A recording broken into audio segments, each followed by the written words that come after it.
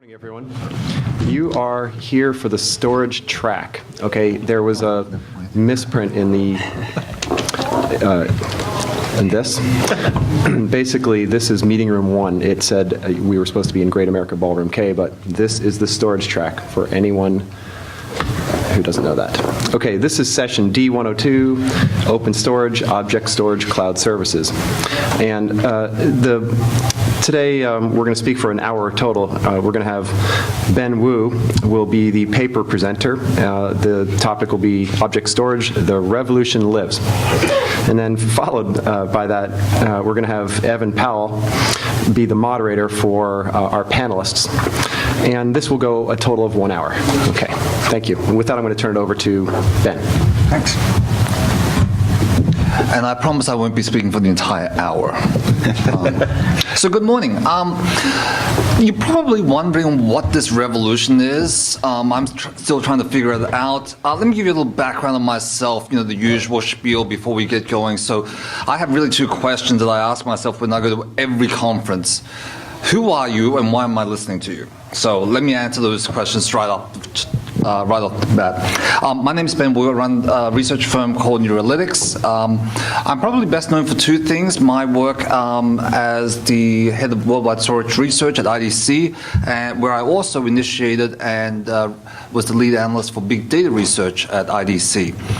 During my tenure at IDC, one of my earlier papers that I was the lead author on and was with a co-author of Rick Villas, the esteemed Rick Villas, who unfortunately is not here, we came up with this concept called Storage 3.0. That was about as high as I could count, so we thought that we would stop there. And we had a subtitle of The Next Revolution in Storage Systems, and that's what this revolution concept refers to. And basically, that was a seminal paper back, I think, in the late 2006 or 2007 area on object storage. We started to see what object storage could provide, what object storage is. I don't have a lot of slides, I just want to talk to you. The arguments for object storage was actually quite straightforward. There is nothing on that list that you guys don't recognize. We need to protect our data. We need to make that protection efficient. We need to make sure it's secure. We need to make sure we can archive it and bring it back. But the key element of all data is search and discovery. Okay. It's basically the same arguments we have for the concept of backup. You back up not for the hell of backing up, you back up because you want to get the data back. We keep data because we want to find it again. We want to put it into context. We want to do something with it that makes sense, that creates value, that generates competitive advantage. Insert any business word you like after the fact, all right? At that same time, we were also in the midst of the whole Sarbanes-Oxley and the 20,000 other regulations that made enterprises keep data not because they wanted to, but because they had to.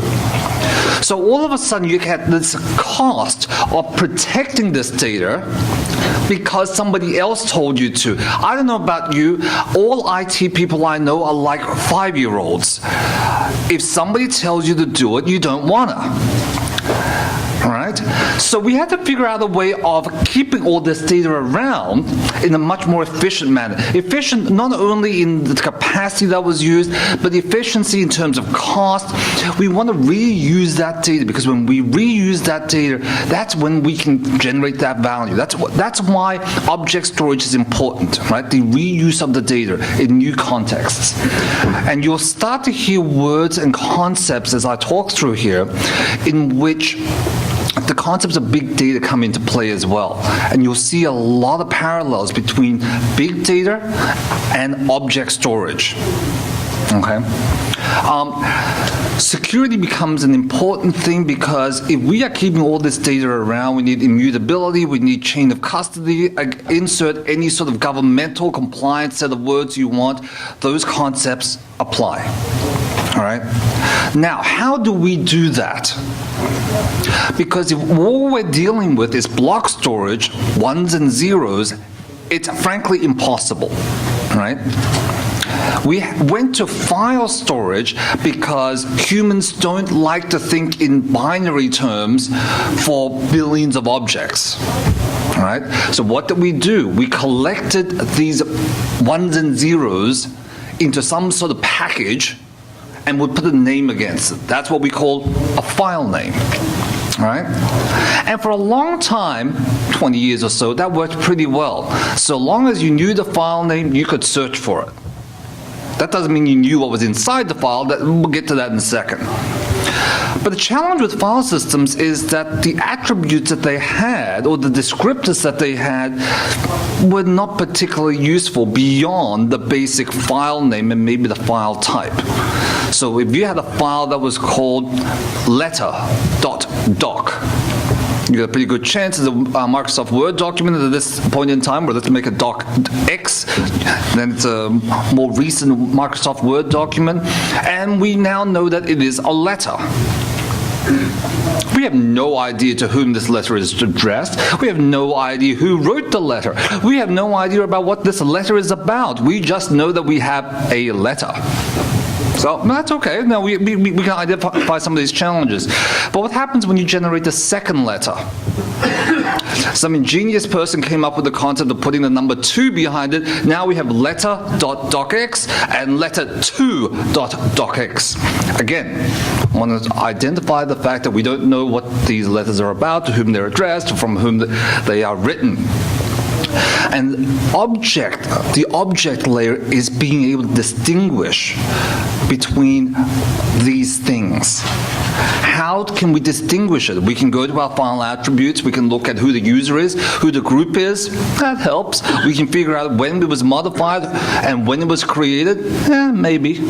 But really, that's about as far as we can go. Oh, we can make a read-only too, because we don't want to write the letter, we just want to read the letter because we want to read somebody else's stuff. But it isn't helpful to us.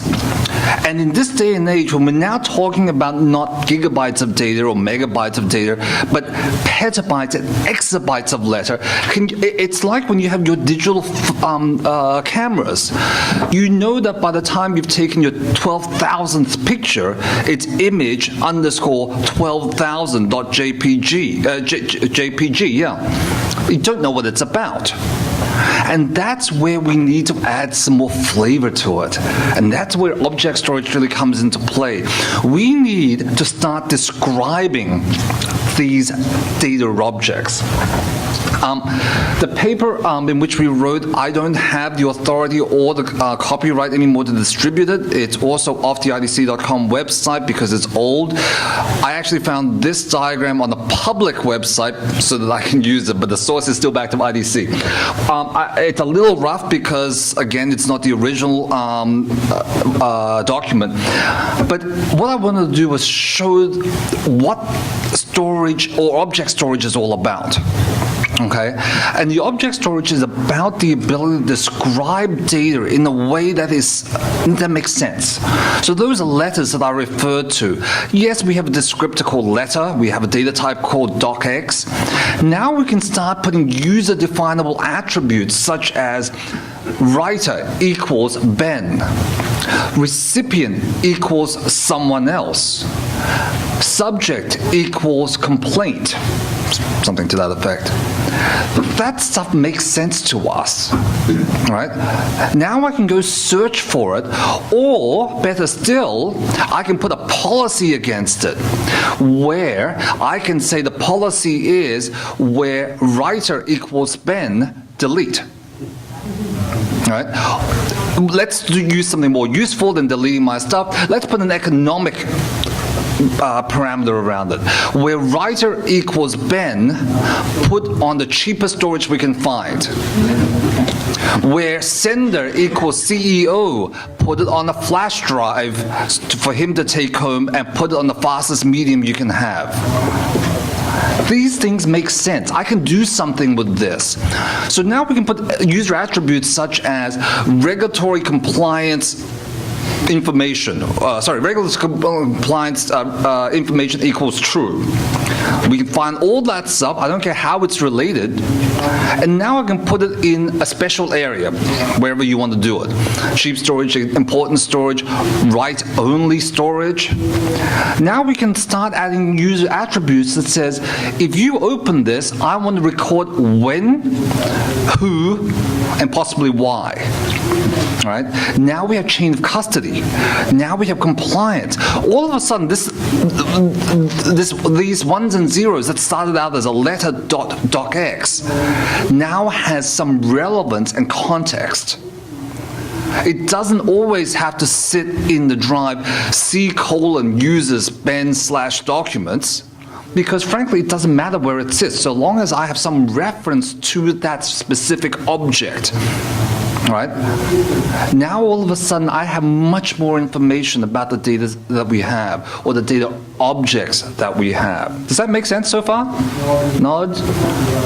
Oh, unless that's falling asleep, I'm not quite sure. Okay, let me explain sort of this picture. It's a really beautiful picture. I thought so anyway, so that's what you have to live with. At the center of this, I'm going to come down here for a second. Right here. So in the center, you're going to see media. And it's not just disk. It can be tape. It can be, frankly, any form of long-term storage you like, punch cards, whatever. Okay? This layer holds the ones and zeros. Okay? And that's what we're talking about. The next layer is the internet connected layer, which is essentially the networking that holds the ones and zeros to something more intelligent. The middle layer is the shared file services layer. We call the file services back then. Here is where we start to put descriptors or user-definable metadata against it. Right? So this is the layer in which we start to describe what's going on. And then the yellow layer, which is the thickest layer, is where we start to do something interesting with it, such as putting economic attributes, individual attributes, corporate policy attributes, and then ultimately we have this automation layer or policy layer on the outside, which makes all of this happen. So that we can go through a policy and say all things that were written by Ben over 90 days should now be put on the cheapest storage we have. I didn't define what storage system that is, because each time we roll in something that's cheaper, it'll just migrate automatically to something that's cheaper. Right? That's what the policy said. We didn't say migrate it to, disks in the box or something like that. We just said the cheapest storage. This is what object storage is all about. So you can see, number one, that we still protect the data. We have policies around that. Right? It's pretty efficient because now we're not looking for every single file in everybody's home directories and hoping that they might have saved it onto the corporate drives in order to do something about it. We could even do data duplication at that point if we wanted to. We can add security attributes that say if it was written by the CEO or the CFO, don't touch it, or only the auditors can read it, whatever those attributes are. We can start to archive this onto different layers of economic or cost factors. And the most important thing is we can take any of those attributes and search on it. That's what object storage is all about. Now, I mentioned earlier that there is a correlation between this and big data. If you think about what big data is all about today, it's the analysis of data. You're discovering, you're searching data that you have or actually have access to. You want to use attributes that are related to that data you have access to and do something about it. Create new contexts. Understand the context in which it was created. So object storage, the underlying, if you like, the data layer for big data is object storage. What HDFS, as one example, is doing is object storage. What all your document management systems have been doing is a specialized form of object storage. All those PAC systems is specialized forms of object storage. So this is not new, right? We want to look at an X-ray and say it's a broken arm. That's just like saying this is letter.docx, right? We want to know whose broken arm it is. We want to identify whether it's the right to you or the left, right? We want to know the circumstances in which that arm was broken. We want to know the person to which it was attached or not attached, depending on why we're doing the X-ray. All right? We've got to have reasons for the data to persist. And that's why object storage becomes important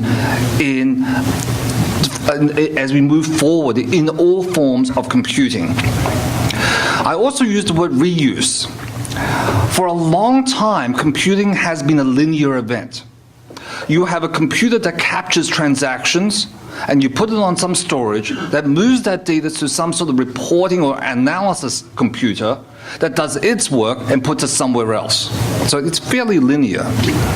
The reason why this is drawn as a sphere is that I can now deploy any form of application against any data at any time, so long as I have the right security attributes and it's actually relevant to what I'm doing, or the search attributes. So for the first time, we are making the world data-centric, which is the world we live in today, right? Now, apart from the fact that this gives us more information, it also gives us that ability to reuse data in many different ways. So where I started was this concept of storing data because you have to, I don't want to do it. All of a sudden, that data that you had to store can have new purpose in life. That purpose could be to generate new competitive advantage, create some innovation, profitability, something that is more than just cost efficiency. And that's why object storage becomes important. As object storage becomes important, we do have some challenges, and this is what I want to help ask from the panel and maybe even the audience to help me with these things. We defined object storage 6 or 7 years ago. That's several lifetimes, obviously, in the technology arena. And at the time, we had 4 attributes for object storage. It had to have user-definable extensible metadata. What that means is I can put my own metadata or descriptors around the data object, and I can do more than one of those descriptors. I think that is still an applicable test for object storage. Location independence was important back then because we had all these disparate storage systems and we had somehow linked the whole thing together. Now we have an added surprise of the cloud. We don't need to actually know where this data object is stored so long as there's some relevance or some relationship to that piece of data. And the important thing about object storage is we're not confined by the directory tree. Not everything starts from root, directory, subdirectory, etc., etc. Any collection of data that meets the set of attributes you're looking for, that search, can become a view into that set of data. So imagine this. We have the finance department. We have 5 people in the finance department. They're all doing their own spreadsheets. And we want to know what they've been up to. In the old days, you'd have to go to 5 separate directories and go and look at all of those files. Now I can just look at Excel files created by finance department. And that's the view I have. Because frankly, I don't care who created it. I just want to know that they exist, and I want to know what's there. Right? And that's where object storage comes into play. And that's why the test of location independence becomes important. Right? Because I don't care whether it's in the cloud, next door, on my laptop, or wherever it is. I just want to know that it exists. The self-referencing one actually is the one that I struggled with in 2013, 2014. The whole idea of self-referencing was the idea that it doesn't have to, it could persist on its own. I think that's more of an academic idea. So when I say self-referencing, the file or the object itself would actually have a label tattooed on itself, so that if you went looking for it in this object ether, and you say, hey, object 456, it would just suddenly jump out and say, hi, I'm here. interesting concept from an academic perspective. I think that is one of the tests that we can probably strike out today. And then the last thing is that dynamic presentation, which I talked about before, where instead of going down a very defined or predefined and prescriptive directory tree, now we can look at the data in all sorts of different ways. So to make it simple, I think what we can do is probably strike out the last two bullet points and just keep the top two in sort of figuring out what is or isn't object storage. So I'm going to ask the panel, for those of you that have actually stayed awake for all of this, and those of you that aren't nodding because you're falling asleep, has anything changed in the last 6 years? Do we care about this stuff any more than we did 6 years ago? I think the answer to that is yes, sorta. Right? We care about it because of cloud. We don't care about it because of the technology in and to itself. Right? All of a sudden, when we have to deal with S3, when we have to deal with Glacier and OpenStack, et cetera, we suddenly have these attributes magically available to us and that we have to deal with. All right? If you move your application into S3, you can't just do a DD or a copy command or anything like that. You have to reformat that data and ingest, what we call ingest, sounds gruesome, metadata into it so that there's something more than just a file name, right? And there are appliances and software out there that helps you to ingest metadata into those files. So this is obviously an entree and a very, very deliberate attempt to link objects in cloud, right? Hence, because it's the session, number one.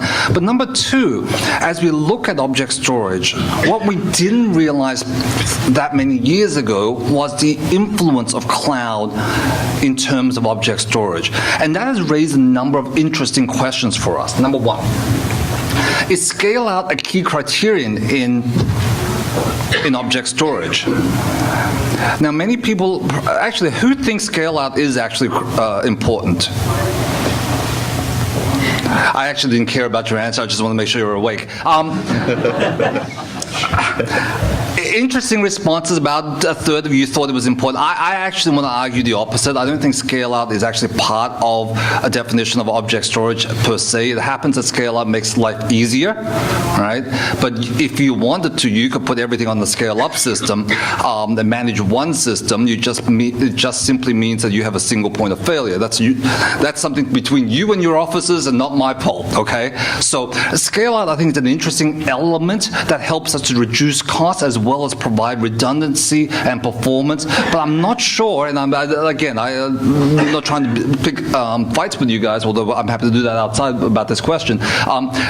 Scale out in and to itself is not a necessary element. The second one, and this is the most contentious question out there, is NAS also object storage? Hands up for those who say yes. Yes, yes, yes. I'm going to say no on that one. No user-definable metadata. Sure there is. Yeah. We've had file systems for 20 years now that have extensive flash reviews reach right into Traditional NAS based around NFS, but specifically 3.0 and CIF. Sorry, I probably should have been a lot more specific about that. Yes, NAS systems based on ZFS and variations on the Google file system does have that. I will give you that. Traditional NAS, as in what we think about NetApp and other traditional NAS providers, you can put third-party user extensible metadata against that. I just don't buy it. And this was a very interesting question internally when we wrote this paper, whether NAS is or isn't. We believe two things. Number one, metadata is not the be-all and end-all of that test. Remember, going back to our test earlier, it's location independence. NAS, traditional NAS, did not have location independence. It was very much forced down a directory tree. Right? You started the root node, a root directory, and then things spanned it out. Yes, scalable NAS does change that with global namespacing, etc. Not taking that away, but traditional NAS itself, we didn't believe, and I certainly don't believe, falls under the object storage test. So, what about the extensibility and user definability of metadata? I think we kind of answered that along the way already, that becomes an absolute key criterion to what is object storage. And the other contentious issue is, where do you keep the metadata? Some people want to keep the metadata all in one server. Parallel NFS 4.1 is one example of an approach like that. Some people want to keep the metadata across multiple servers. It's really what's your pleasure. I personally, and this is a personal view, I like the distributed metadata concept only because it does give you that redundancy, and it doesn't generate a bottleneck in the metadata server. Now, that being said, the metadata server doesn't do much other than serve up locations anyway, so again, I think it's 6 of one, half dozen of the other. Take your pick, whichever religion you want to go with. The biggest problem with object storage today is standardization of metadata. All right? Even within a single industry, they don't have standardized metadata across the board. There is attempts to move towards that, and certainly cloud storage providers like S3 does help because now you're conforming to somebody else's singular standards.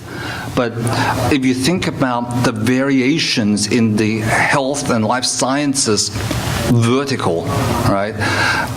Just because I call this an elbow, somebody might call it whatever the Latin name is for this joint, right? So we haven't got yet some standardization that is global, distributed, accepted, and there's nothing that you or I can do in this industry or in this room today other than force the industry groups to get to their own standardization. Now, we know what happens with that, right? As soon as you standardize something, somebody's going to change it. So this is a battle that we'll never win, but at least we can get to some basic level of standardization. We can do data interchange a little bit better. The other argument against standardization, by the way, is proprietary value. If I don't tell you how my data is formatted, then you can't find it and you can't use it, so no. Okay, where that fails is in the big data environment where we are exchanging data, where every company in the world has suddenly become a data as a service provider because they can sell off their CRM information to somebody else or to research groups, etc. So maybe this sort of momentum might have some change along the way, and I've already gone over time. So the last thing, and this is where we go into the cloud discussion, is object storage essentially back-end storage, or is it really an addressing system?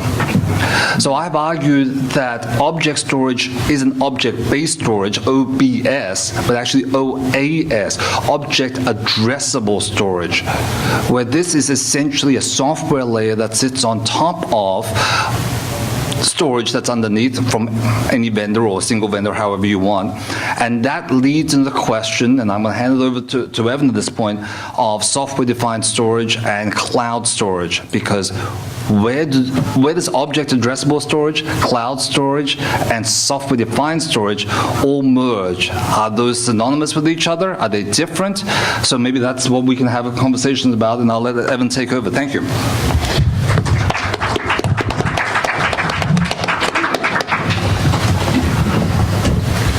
Thanks, Ben. That was. So, do you believe in object storage? Absolutely. Yeah. No. That was a great job. Was that not clear? I'm sorry. That was as clear as I've ever heard somebody put the case for objects. So, thank you. That was great. We have a great panel here today, and really our goal is to talk about the fit of open approaches or open storage or software-defined storage in the cloud. So just to quickly differentiate that, as opposed to storage as a service, we're talking about storage as a fundamental infrastructure component for large clouds.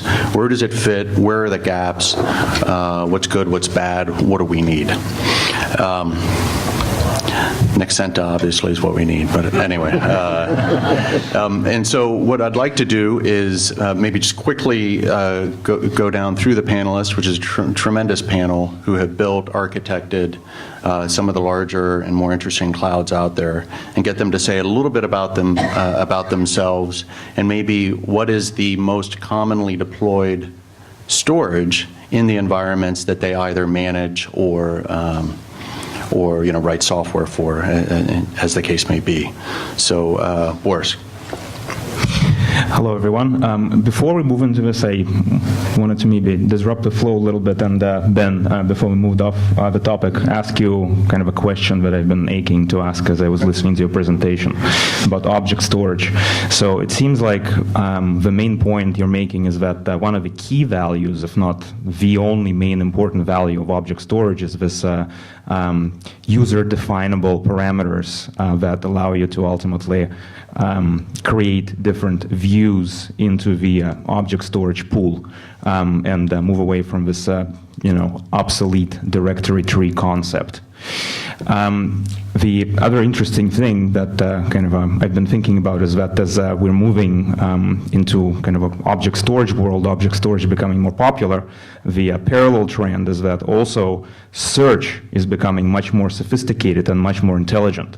And when we're talking about writing any kind of descriptors for an object, such as you were giving, letter from who, what's the importance, etc., and there's a lot of management overhead. It's a big pain in the ass to attach all those descriptors, and given where the search is today, you maybe not need those descriptors. You can just go, if you have a good indexing engine, you can just put in a search line saying, I need this, and it'll give you all the objects, regardless of them having that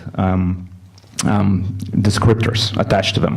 So is it really that important to have these descriptors, given that the search intelligence is becoming better and better? What are your thoughts on that?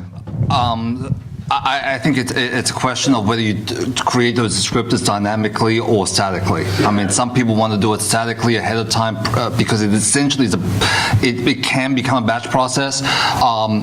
Again, it's really more of a religious war between whether you want to do it dynamically or not. It's also a conversation between whether it's search or discovery. Again, I don't want to split hairs here, but there are differences. But I think understanding what the data is about in some way ahead of time certainly aids in more comprehensive and more accurate search and discovery. So I guess. But I think as we dig in, I think we're seeing at least.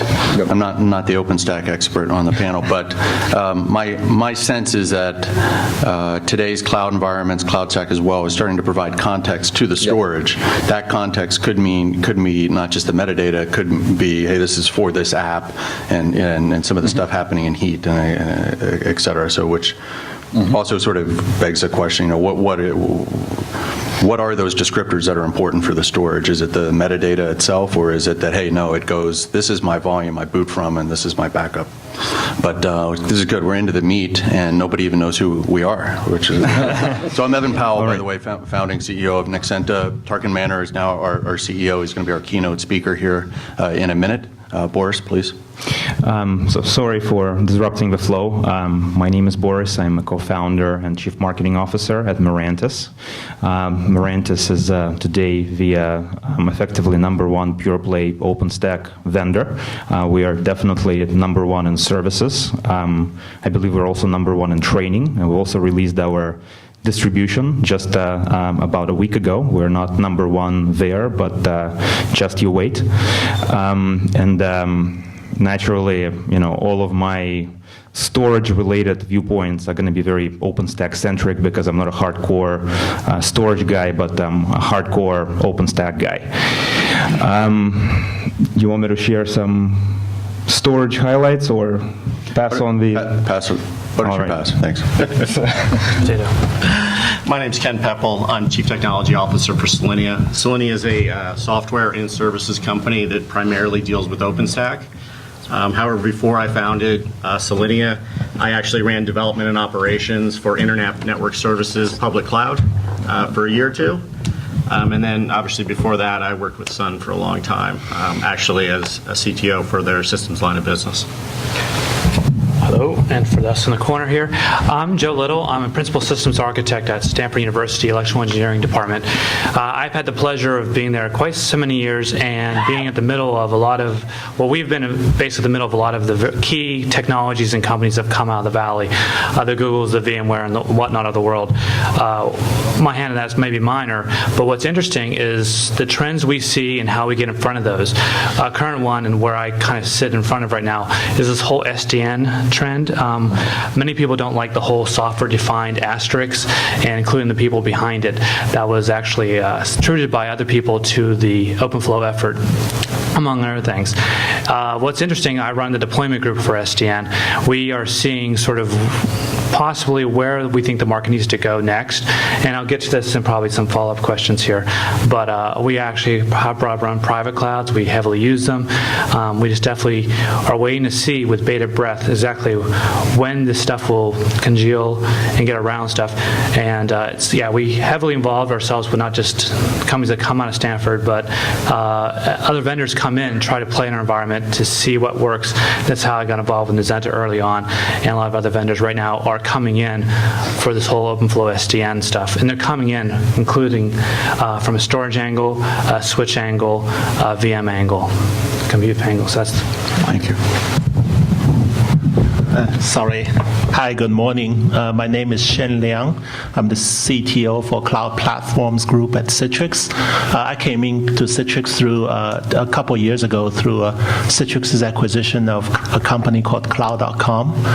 We were one of the early players in making a piece of software called CloudStack. It's very similar, has a very similar purpose to OpenStack, and we helped a lot of organizations build infrastructure as a service cloud. And one of the difference, between CloudStack and OpenStack is CloudStack does not have a embedded software storage component. So we've had the opportunity of partnering with a lot of software storage, especially software storage players like Nexenta. So we have a lot of common users and customers between CloudStack and Nexenta. Thank you. So a bit of a softball question, but maybe I'll spice it up slightly. So in a lot of storage deployments in the cloud these days, you see direct attached. Mm-hmm. And as a storage vendor, effectively, although we're more than that, is storage even relevant? Storage in the way we think about it, storage as shared storage with file, block, even object permissions, or should we be thinking that, in the future, cloud management itself will handle all of that intelligence, and you're just going to have DAS? So, Boris, you look like you want to say something, so hopefully related. But, I'll try to stay as related as possible.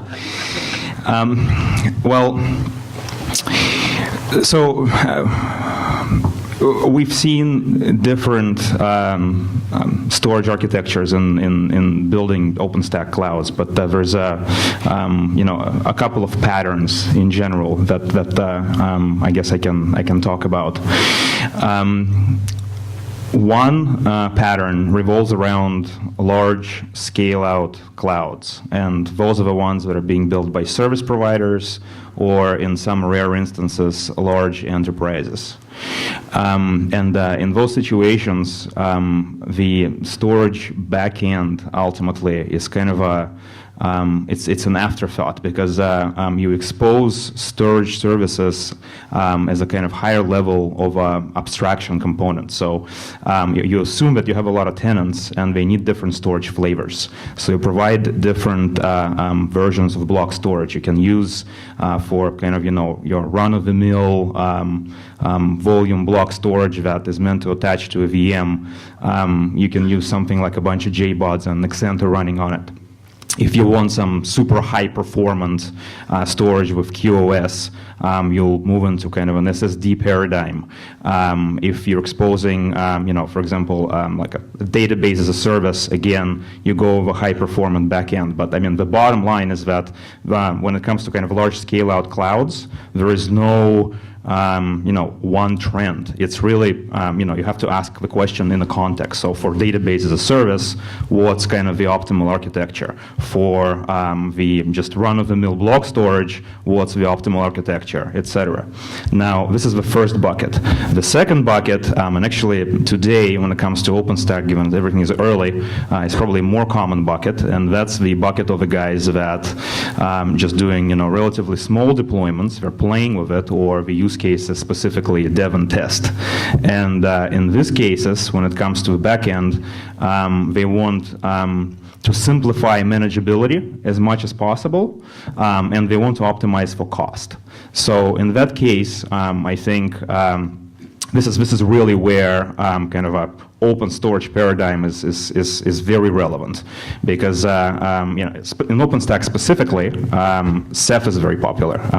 Sorry, but the reason for it is because you can do both object and you can do block with Ceph, and you can just have one system kind of exposing, covering two layers of cloud services, so to speak. And it's simpler to manage, and just people like it for it, and they don't care really about already kind of a finer grain details such as the QoS on volumes or things like that. So That's good. Yeah, thank you. Yeah, and so I think, Boris is correct on there are falling into two buckets. I think people that are doing the more advanced use cases, though, are really seeing that they are going to have to create basically services at a higher level there, and it will actually bleed down into that infrastructure, and the infrastructure actually does make a huge difference there. When you're an operator especially, a lot of people, especially a lot of the smaller operators, cloud operators out there, kind of decided we will go ahead and build an object store and people will just come to it. That did not happen unless you're Amazon. And Amazon, the reason why people came to it is they realized that really storage is a platform, especially object storage. It's a platform where you will build solutions on. Hopefully other people will build those solutions for you. The reason why S3 is extremely popular, because Dropbox is on there. It's because all these other people have built their solutions on top of that. And so as a vendor, or as an operator at least, you really need to be thinking about how can I make this the best platform for other people or yourself to create solutions on, because it's that higher level service, not the low level service where you're charging 10 cents a gigabit per month, but the higher level services that you're actually going to be able to make some money on. I think you'll see a similar thing bleed over into the enterprise. And even today, we worked with customers who are doing big data. That is a dramatically different cloud, and especially use of object storage and block storage, than you're going to find in people just setting up a converged store because they're playing with things. And I think as you start to see people do these large production, big data, you're going to see more and more of that. I want to say something quick. DAS is inefficient. DAS is costly in tremendous amounts of ways. All right, we live in a world in which data is interchanged. Data is used in different ways for different purposes. While extreme cases like a Facebook or a Google have built and essentially been forced into building something with a shared nothing environment, I cannot see in the long term, especially in the enterprise use.